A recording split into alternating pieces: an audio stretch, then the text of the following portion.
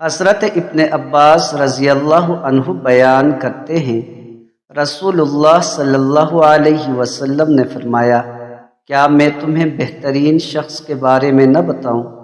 اللہ کی راہ میں اپنے گھوڑے کی لگام تھامنے والا شخص۔ کیا میں تمہیں اس کے قریب شخص کے بارے میں نہ بتاؤں؟ وہ آدمی جو اپنی بکریاں لے کر الگ تھلگ رہتا ہے اور اس بارے میں اللہ کا حق ادا کرتا ہے۔ کیا میں تمہیں بدترین شخص کے بارے میں نہ بتاؤں؟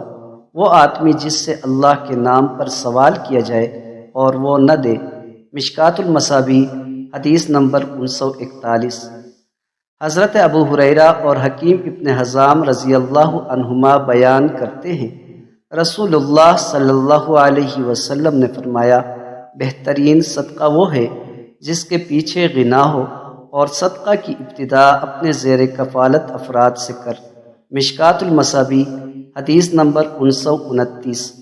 حضرت انس بن مالک رضی اللہ عنہ بیان کرتے ہیں، رمضان آیا تو رسول اللہ صلی اللہ علیہ وسلم نے فرمایا، یہ مہینہ جو تمہارے پاس آیا ہے، اس میں ایک رات ہے جو کہ 1000 مہینوں سے بہتر ہے، اور جو شخص اس سے محروم کر دیا گیا تو وہ ہر قسم کی خیر و بھلائی سے محروم کر دیا گیا، اور اس کی خیر سے محروم شخص ہر قسم کی خیر و بھلائی سے محروم ہے۔